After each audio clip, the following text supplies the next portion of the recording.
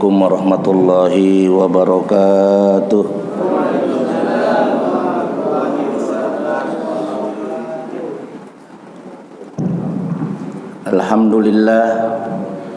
Alhamdulillahilladzi arsadana bidinil Islam wa hadana ila siratim mustaqim. Asyhadu an la ilaha illallah al-qawiyyul matin wa asyhadu anna sayyidana Muhammadan abduhu wa rasuluh shadiqul wa'dil amin. Allahumma shalli wa sallim wa barik ala sayyidina Muhammadin sayyidil awwalin wal akhirin wa ala alihi wa ashabihil mujahidin at-tahirin. Amma ba'du, nawaitu ta'alluma wat ta'lim wat tadzakkura wat tadhkir wan nab'a wal intifa'a wal ifadah wal istifadah wal hassa ala tamassuk bi kitabillah was sunnati rasulih wad du'a ilal huda wad dilalah alal khair ibtigha'a wajhillah wa mardatih wa qurbih wasawabih wa husnil khatimah ma'al lutfi wal afiyah wa salahil jasadi war ruh bi rahmatika ya arhamar rahimin. Jamaah kajian subuh Masjid Jami Al-Mujahidin, alhamdulillah pada subuh hari ini kita masih dalam keadaan sehat wal afiat. Dan tidak kalah pentingnya kita masih diberikan nikmat iman dan nikmat Islam, sehingga pada subuh kali ini kita bisa menghidupkan subuh ini dengan menghadirkan majlis taklim. Mudah-mudahan apa yang kita lakukan semoga itu menjadi catatan-catatan amal di sisi Allah Subhanahu wa taala.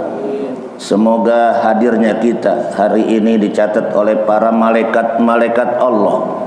Segala hajat kita dikabul oleh Allah Subhanahu wa taala. Dan insyaallah sepulangnya kita dari majlis ilmu, dosa-dosa kita diampuni oleh Allah Subhanahu wa taala. Amin ya rabbal alamin. Tak lupa salawat beserta salam semoga senantiasa tercurah keharibaan junjungan kita Nabi besar Muhammad sallallahu alaihi wasallam, Nabi akhiruz zaman. Nabi telah merubah dunia ini minaz zulumat ilan nur, di mana dulu dunia ini dalam keadaan gelap gulita, namun berkat diutusnya Rasulullah dunia menjadi cahaya. Cahaya itu tidak lain adalah risalah Islam, ajaran Islam yang dibawa oleh baginda Nabi kita Muhammad sallallahu alaihi wasallam. Semoga kita sebagai pengikut dan umatnya selalu setia dan konsisten mengikuti ajaran beliau dan menghidupkan sunnah-sunnahnya ila yaumil qiyamah sampai dunia ini berakhir. Jamaah sekalian yang berbahagia, mari kita niatkan ikhlas duduk di majlis taklim. Kalau kita niat ikhlas duduk di majlis taklim, dipastikan ilmunya bakal bermanfaat. Yang kedua, orang yang ikhlas itu bakal dicukupkan kehidupannya oleh Allah Subhanahu wa taala. Yang ketiga, orang yang ikhlas itu hidupnya pasti akan tenang. Mudah-mudahan tiga hal ini dapat kita raih di dalam kehidupan kita di alam dunia. Jamaah sekalian yang berbahagia, Imam Al-Jailani pernah mengatakan setiap amalan yang dilakukan dengan ikhlas itu ibarat biji yang menghasilkan buah. Tetapi ketika amalan itu dikerjakan dengan tidak ikhlas, itu ibarat biji yang tidak ada buahnya, atau bagaikan keranda yang tidak ada mayatnya. Oleh karena itu, ketika kita bicara ikhlas, maka saya yakin semua apa yang kita kerjakan nawaitunya liwajhillah, semata-mata untuk mencari ridha Allah Subhanahu wa taala. Sayyidina Umar pernah dia berdoa setiap hari, di mana doanya Umar bin Khattab agar hati ini ikhlas. Kata Umar, amalkan doa. Yang pertama, Allahumma ja'al amali kullaha salihah. Allahumma ja'al amali kullaha salihah. Ya Allah, jadikan seluruh amalku itu menjadi amal soleh, bukan amal toleh. Itu doanya. Bayangkan level Umar, seorang khalifah, presiden, dia selalu berdoa, Allahumma ja'al amali kullaha salihah. Jadikan seluruh amalku menjadi amal soleh. Yang kedua, waj'alhu liwajhika khalisan. Jadikan setiap amal yang aku lakukan itu menjadi amal yang ikhlas, tanpa ada riya, tanpa ada pamer, tanpa ada unsur-unsur pujian dari makhluk. Wala taj'al li ahadin fihi syai'a. Jangan sampai amalan yang kita kerjakan ingin mendapatkan pujian dari makhluk. Mari kita bersihkan hati kita untuk selalu hadir dimanapun, termasuk hari ini kita duduk di majlis ilmu. Mudah-mudahan Allah jadikan kita minal mukhlisin, orang-orang yang ikhlas. Jamaah sekalian yang berbahagia, hari ini kita akan kupas di dalam kitab Riyadhus Shalihin, Kitabud Da'awat wa Fadli ad-Du'a. Kitab menjelaskan tentang pentingnya doa dan keutamaannya. Di dalam Al-Quran, Allah nyatakan surat Ghafir atau surat Al-Mu'min ayat 60. Allah Subhanahu wa taala menyatakan, wa qala rabbukum ud'uni astajib lakum. Wa qala rabbukum, dan Tuhanmu telah berfirman. Ud'uni, ada kalimat amr di situ. Berdoalah kamu wahai manusia. Kepada siapa berdoanya? Kepada aku, kata Allah, bukan kepada selain aku. Mintalah kamu, berdoalah kamu kepada Allah. Allah yang merintah. Kata Allah, dijawab astajib lakum. Pasti orang yang berdoa itu Allah bakal kabulin, kata Allah. Wa idza sa'alaka ibadi anni fa inni qarib ujibu da'watad da'i idza da'an. Itu juga diterangin dalam surat Al-Baqarah 186.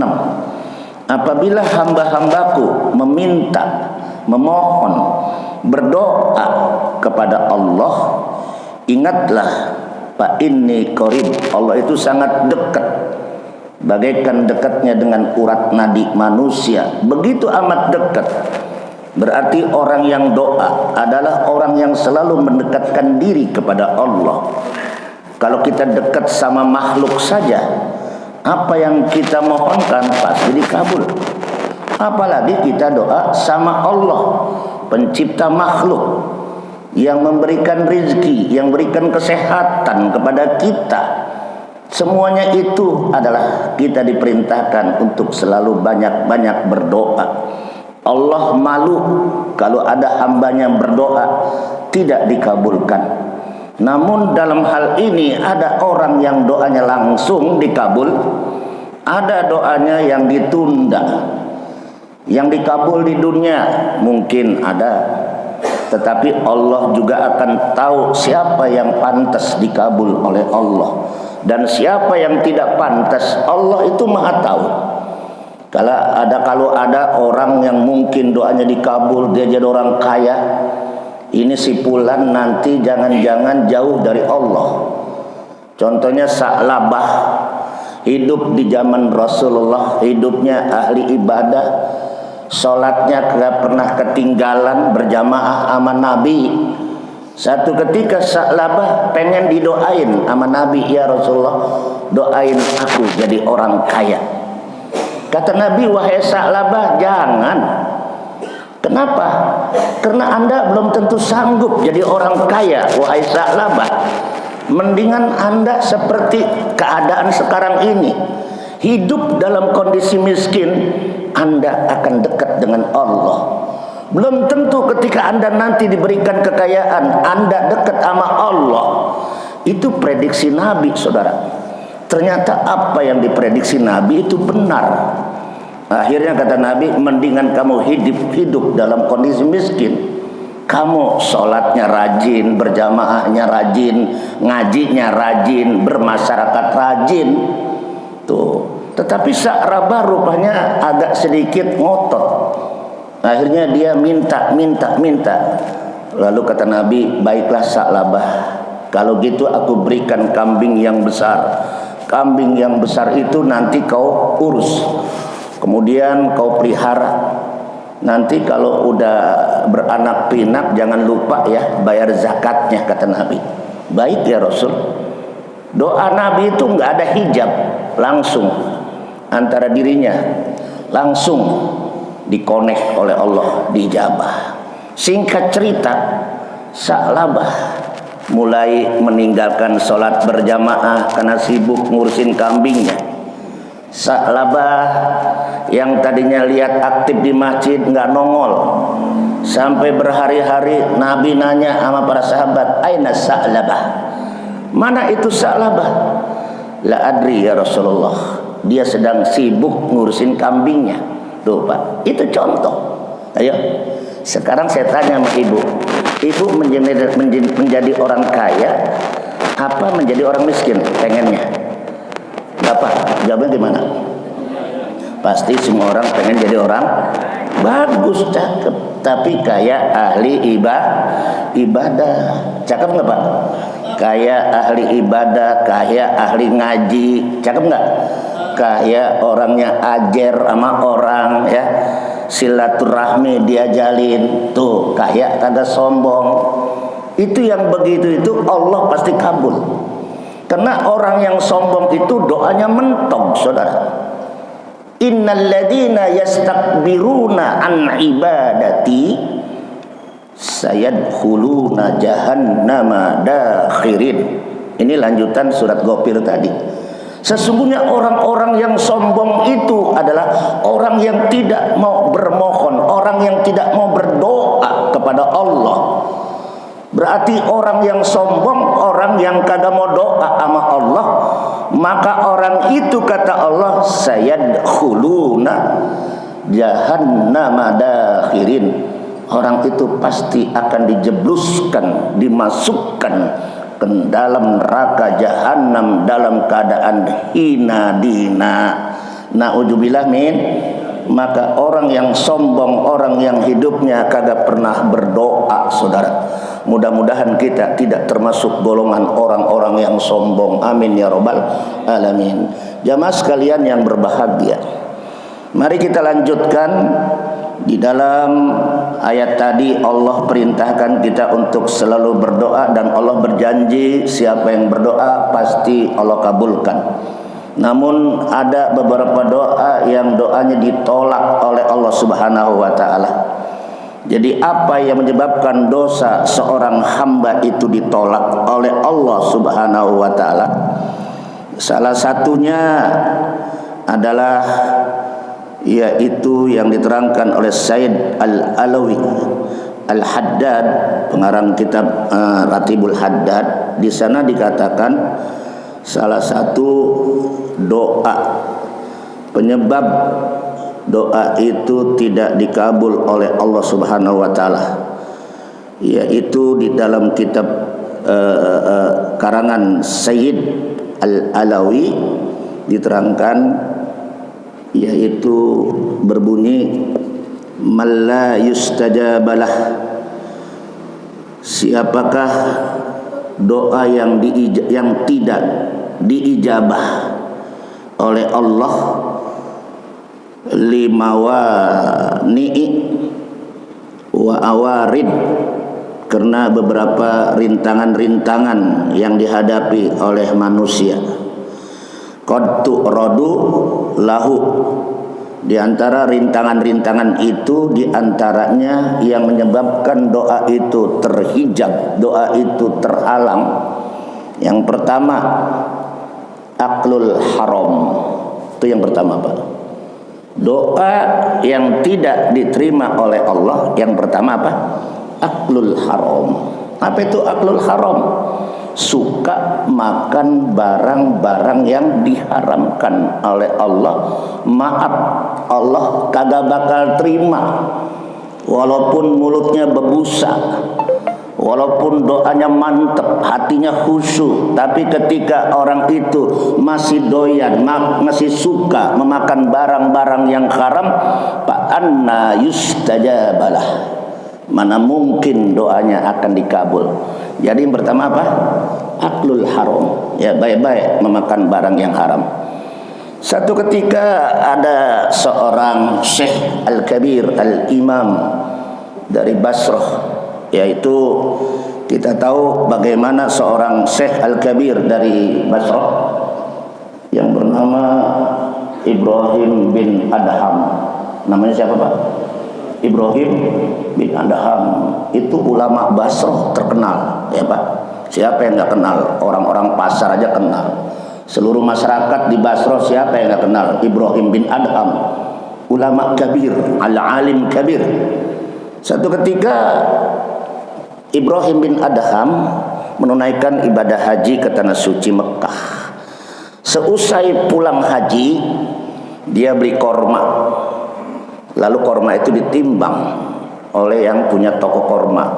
Ada satu biji korma yang dia makan. Satu biji korma yang dia makan. Hanya gara-gara satu biji korma yang dia makan. Lalu ketika dia sampai, cerita singkatnya, dia pengen mengamalkan satu hadis Nabi, kamu tidak akan sempurna hidupmu dalam perjalananmu kecuali kamu mengunjungi tiga masjid besar di dunia, kata Nabi. Apa itu? Masjidil Haram, Masjidil Aqsa di Palestina, dan Masjidil An-Nabawi. Ini Masjid Nabawi udah dia, karena haji udah pasti satu paket. Orang yang haji pasti ziarah ke makam Rasulullah, pasti ke Mekah Al-Mukarramah. Cuman dia pengen perjalanannya mengamalkan hadis Nabi sampai ke Masjidil Aqsa. Cerita singkat, setelah dia selesai sholat malam, dia bermimpi ada dua malaikat. Malaikat itu sedang dialog. Dia kata gini, ini imam besar nih, dia ibadahnya 4 bulan ditolak oleh Allah, doanya ditolak oleh Allah. Lalu dalam mimpinya imam besar ini bangun dari tidurnya, kenapa ditolak doa saya? Kenapa ibadah saya ditolak? Ternyata kalau kata malaikat, wahai imam, ingatkah kamu pada waktu kamu beli kurma, ada kurma satu yang kamu makan itu tanpa halal dari tukang kurma. Coba bayangkan, Bu, hanya satu kurma, hanya satu kurma.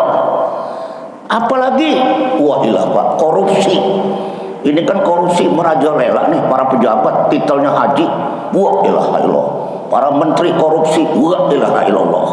Naudzubillah, Pak. Betul nggak? Ini korma satu. Itu sang imam, dia khawatir ibadahnya 4 bulan ditolak. Bayangkan, hajinya ditolak, umrohnya ditolak, sedekahnya ditolak, qiyamul lail ditolak, tilawah Al-Quran ditolak, gara-gara satu kurma, saudara. Ini kan ngaji kan Pak, indah nggak ini kalau ngaji? Indah nggak Pak? Ya, mengingatkan kita semua, jangan casingnya ahli ibadah tapi masih ngembat barang yang haram. Na'udzubillah min, baik-baik saudara. Ya, mayal piju min gaulin illa ladaihi raqibun atid. Setiap apapun yang kita kerjakan enggak luput dari pantauan dan catatan malaikat raqib dan atid dimanapun kita berada, saudara. Ini baik-baik.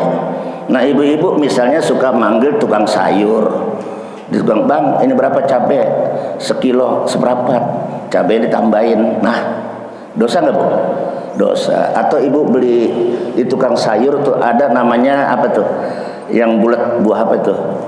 Buah dukuh. 1 kilo 25.000, 20 bang boleh. Boleh bang, cobain aja tuh. Wah, ilah apa 5 biji cobain. Wah, itu kan lebih-lebih Pak.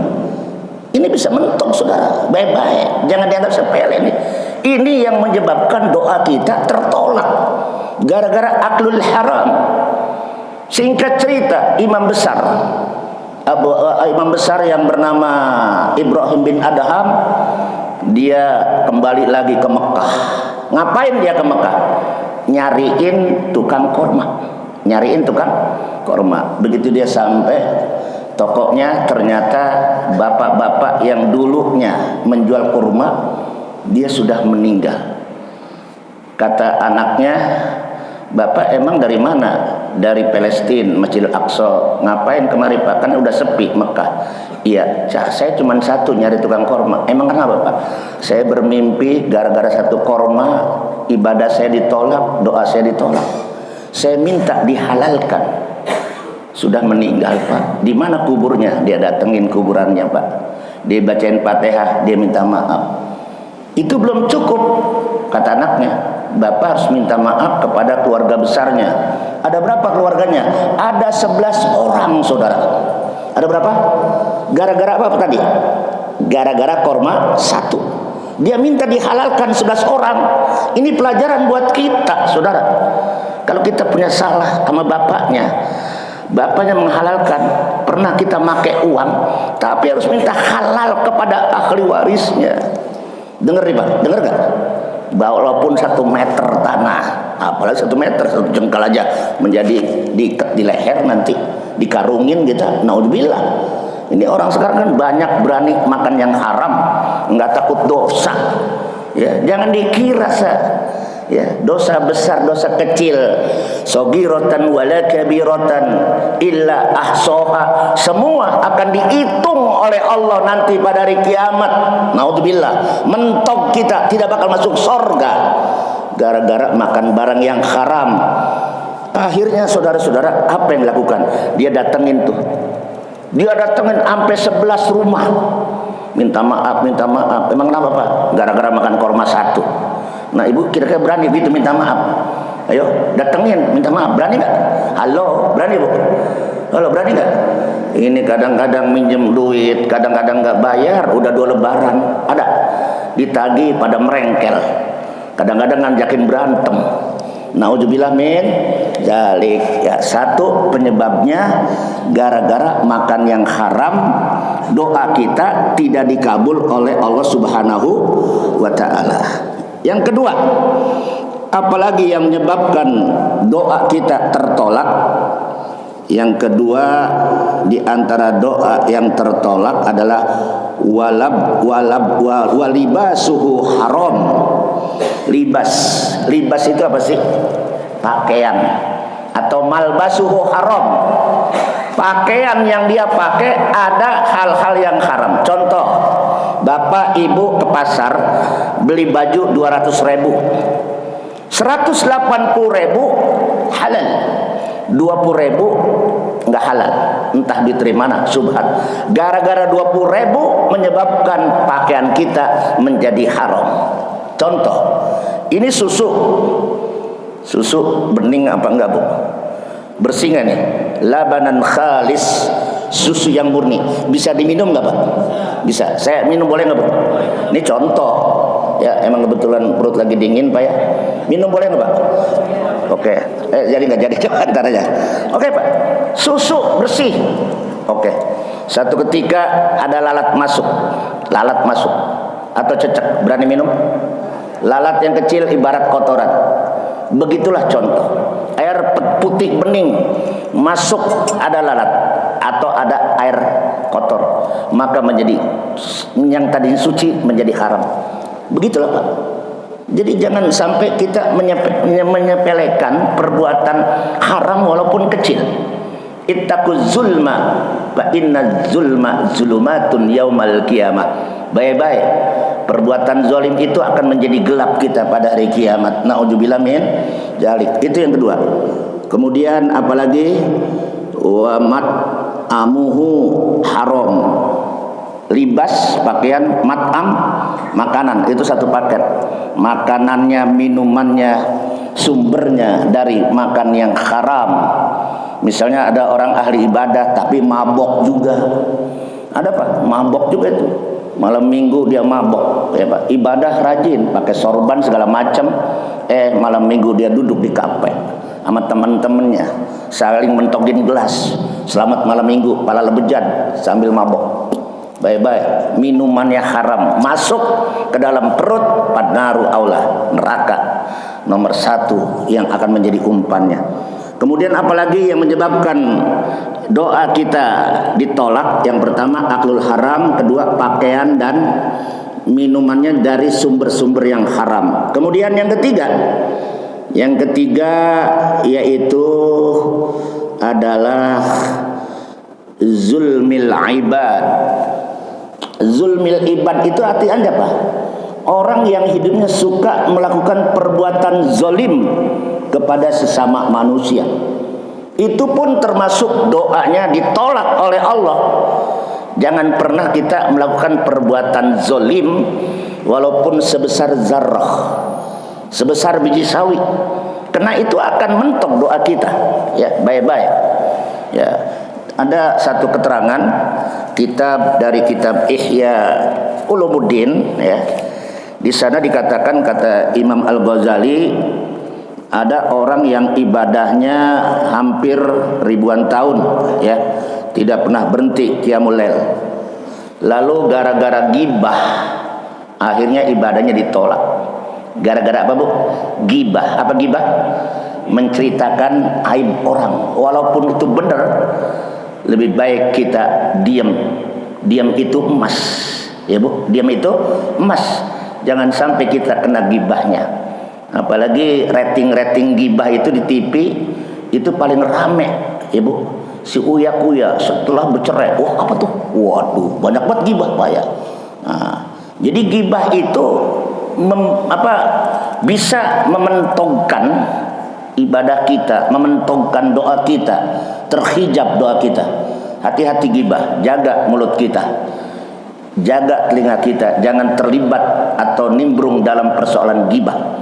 Al-gibah asyaddu minaz zina. Orang yang gibah dosanya lebih dahsyat daripada perbuatan zina. Nauzubillah, zina aja dahsyat, apalagi gibah. Nauzubillah min. Gibah bisa meretakkan hubungan, gibah bisa merusak ibadah. Kemudian yang keempat, selain kita tidak boleh melakukan zulmil ibad, yang keempat doa ma'al ghaflah anillah. Yang keempat yang menyebabkan doa kita tertolak, orang yang berdoa hatinya lalai, hatinya kemana-mana. Mulutnya berdoa, hati dan pikirannya tidak connect, tidak menyatu, saudara. Di dalam sebuah hadis kata Rasulullah, di situ dikatakan wa'lamu annallaha la yustajaba doaun min qalbin ghafil. Kata Nabi, sesungguhnya Allah itu tidak akan mengijabah doa seorang hamba dari qalbin ghafil, di mana hatinya lalai. Jadi kalau kita doa, Bu, mulutnya kita ucapkan, pikirannya ikut, hatinya ikut, satu paket. Jangan Allahumma ya Allah nas'alukal huda wat tuqa, kami mohon kepadamu ya Allah al-huda, petunjuk, wat tuqa, ketakwaan, wal ghina, kekayaan. Kekayaan itu artinya kecukupan. Kemudian kita doa, Allahumma inna na'udzubika min adzabil qabri wa min adzabin nar. Ya Allah, jauhkan kami daripada siksa api neraka, siksa kubur. Sementara dia masih doyan maksiat, sementara dia masih doyan barang yang haram, fa anna yustajabalah, maka enggak akan diterima doanya, ya. Nauzubillah min, sambil doa tapi pikiran melayang. Doa si doa, ya Allah, utang belum dibayar, Ya Allah, doa. Ya Allah, bocah belum SPP, belum bayaran sekolah, macam-macam aja. Jadi kalau doa itu fokus, Bu. Hudurul qalbi ma Allah. Ketika kita doa, mulut kita, hati kita, hadirnya Allah bersama kita, baru doa kita dikabul. Ya, yang terakhir saudara, yang menyebabkan doa kita ditolak oleh Allah, ya, yaitu apa? Di situ dikatakan ayyakuna qati'an la rahiman musakhinan liba di ikhwanihi al-mu'minin. Jadi yang kelima nih Bu, yang menyebabkan doa kita ditolak oleh Allah, orang yang hidupnya qati'ur rahim. Apa yang kelima? Qati'ur rahim. Apa itu qati'ur rahim? Orang yang hidupnya memutuskan silatur rahmi. Mentok doanya, Pak. Walaupun tuh casingnya ahli ibadah, ya hebat banget dia. Casingnya hebat, rajin banget itu dia. Kelihatan ngaji tiap minggu, ya Bu. Saya tanya sama ibu, rajinan mana? Ngajinya ibu-ibu sama bapak-bapak. Halo, woi rajinan mana? Pasti ibu-ibu, ya Pak. Kalau bapak-bapak kan ngajinya hanya sempatnya malam, ya Pak. Benar nggak? Sama subuh, ya. Ini juga yang hadir ini termasuk pilihan-pilihan Allah. Amin. Ya Rabbal Alamin. Jadi yang kelima, doa kita ditolak oleh Allah, qati'ur rahim wa masakhinan. Apa masakhin? Orang yang hidupnya memutuskan silaturahmi dan masih musuh-musuhan sama saudara. Tahu Pak, musuh-musuhan tahu Pak? Kagak akur sama saudara. Padahal satu bapak, satu emak. Ada yang begitu Bu? Ada nggak yang begitu? Woi, ada nggak? Oh, ada yang begitu? Woi, jangan pura-pura budak dah Pak. Ayo, ngapain ente ngaji rajin? Woi, ngapain ibu rajin ngajin tapi sama saudara kagak pernah akur? Betul nggak? Ngapain bapak rajin ngaji, sholat tahajud ngaji, sama saudara kagak akur, sama saudara, sama tetangga silaturahminya putus. Kata Nabi, tidak akan diterima ketika ada orang di satu majlis. Kemudian kata Nabi, kalau kita mau berdoa, kata Nabi, wahai para sahabat, mari kita angkat tangan kita, fokus pikiran kita, connect hati kita. Tapi satu kata Nabi, kalau ada di jamaah yang hadir hari ini yang masih silaturahminya putus, masih musuh-musuhan sama saudara, masih musuh-musuhan sama tetangga, keluar dari majlis ini kata Nabi. Halo, dengar nggak? Jangan pura-pura budak. Ini ngaji servis iman, servis akhlak, betul nggak? Buat apa kita ibadah haji? Ya hebat banget, tapi sama saudara musuh-musuhan, sama tetangga silaturahminya nggak akur. Kun kalyadain, kata Luqmanul Hakim, jadilah manusia hidup seperti dua tangan. Kun kalyadain, seperti tangan kanan sama tangan kiri akur Bu. Halo, tangan kanan sama tangan kiri akur nggak? Coba yang banyak macul itu petani tangan kanan, pegawai kantor neken, nulis, mengetik, lebih berperan tangan kanan. Kalau nanti dapat gaji, yang terima ibu dapat duit dari suami, ibu terima pakai tangan apa Bu? Kere apa kanan? Kanan. Apa kata suami? Kata istrinya, terima kasih Bang, alhamdulillah ini rezeki dari Allah. Kata istrinya, mudah-mudahan abang berkah rezekinya, amin. Doa istri Pak makbul, amin ya Rabbal. Tapi istri yang bagaimana? Istri yang salehah, makbul Pak. Jadilah hidup seperti dua tangan. Kun kalyadain, jadilah hidup seperti dua tangan, akur Pak. Tangan kanan dapat rezeki kagak pelit dia. Tangan kiri kerjanya, tahu nggak kerjanya? Bagian apa Bu? Kebersihan. Halo, bagian apa dia? Pasukan kuning lah, kebersihan Bu. Ya Bu, ya kebersihan nggak? Kata tangan kanan, tenang kiri, nanti saya kalau dapat rezeki, dapat duit, saya beli jam tangan pakai buat engkau wahai kiri. Ini upah cebok. Halo, cakep nggak Bu? Rata-rata orang pakai jam tangan di mana? Di kiri, ya Bu. Ini supaya memberikan kesenangan nih. Ya, nah jadilah orang yang akur seperti dua tangan. Yang kaya akur sama yang miskin dia saling hormat sama yang kaya. Amin ya robbal. Coba kalau ibu punya saudara kaya, enak apa enggak? Enak. Ibu mau beranak, nggak punya mobil, ngomong bang itu ada saudara, oh ya siapin mobil, enak. Coba kalau yang miskinnya lagunya ke orang kaya, bang mau minjem mobil, ya lu sombong banget sih jadi orang miskin, akhirnya nggak dikasih mobil, ya bu. Jadi yang kaya nggak pernah sombong sama yang miskin. Begitulah hidup seperti tangan kanan. Kun kaliyadai, hiduplah akur seperti dua tangan kanan. Kalau garuk satu, yang satu garuk, saling garuk.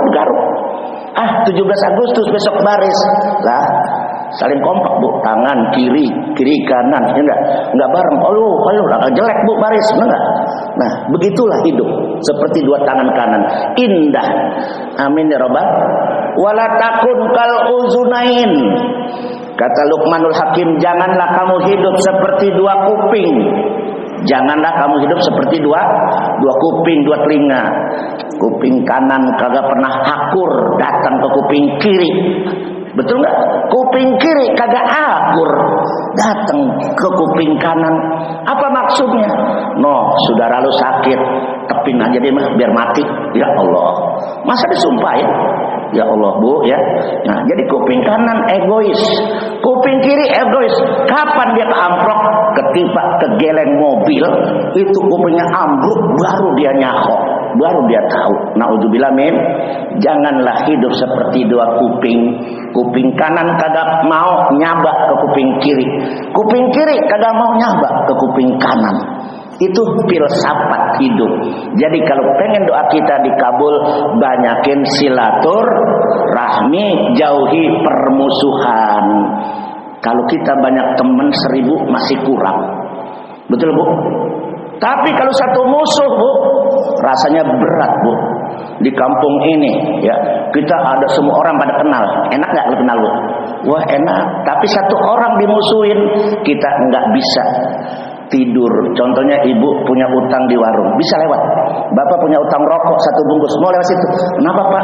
Jalan muter. Punya utang pak Ustadz sama tukang rokok belum bayar. Ayo, betul nggak? Ada ganjelan.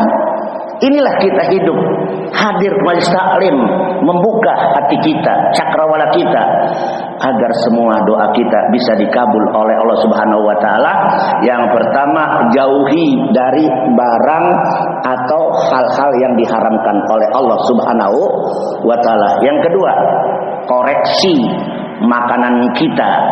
Adakah makanan yang haram? Koreksi baju kita. Adakah baju kita yang haram? Yang ketiga, jangan pernah melakukan zolim kepada siapapun. Ya, yang keempat tadi apa tadi? Masih ingat? Masih ingat gak? Satu, apa tadi? Satu, baru 5 menit ya. Kita tutup nih sampai Isra, ya Pak. Satu apa tadi? Jangan pernah memakan barang yang haram kalau pengen doa kita dikabul. Yang kedua, koreksi makanan kita, minuman kita, semuanya itu jelas dari sumber yang halal. Yang ketiga, kalau kita berdoa tidak boleh biqalbin ghafil, hatinya jangan lalai ya. Hatinya harus hadir ketika kita membaca doa. Antara hati dengan Allah, seakan-akan kita ada Allah di dalam hati kita. Itulah orang-orang yang salah satunya dikabul, hudurul qalbi ma'allah. Hatinya selalu hadir ketika dia mengucapkan doa. Kemudian yang keberapa sekarang? Yang keempat, yang kelima ya. Yang keempat ya, tadi tidak boleh memutuskan hubungan silaturahmi dan tidak boleh bermusuhan kepada siapapun ya.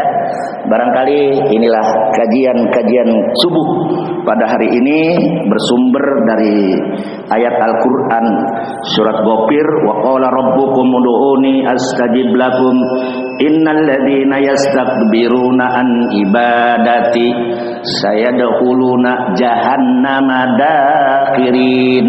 Sesungguhnya orang-orang yang sombong adalah orang yang tidak mau mengangkat tangannya berdoa kepada Allah. Mudah-mudahan kita tidak termasuk golongan orang-orang yang sombong. Mari kita berdoa sebagaimana yang diajarkan oleh Sayyidina Umar Yang tadi dikatakan kalau kita berdoa fokusnya cuma satu, yaitu doa semata-mata hanya untuk Allah, ya, bukan untuk mencari pujian makhluk. Demikian kajian kita pada subuh kali ini. Mudah-mudahan ada manfaatnya dari ilmu yang kita gali dan kita bisa amalkan dalam kehidupan kita. Al-Fatihah. A'udzubillahi minasyaitonirrajim. Bismillahirrahmanirrahim. Alhamdulillahirabbil alamin arrahmanirrahim maliki yaumiddin. Iyyaka na'budu wa iyyaka nasta'in.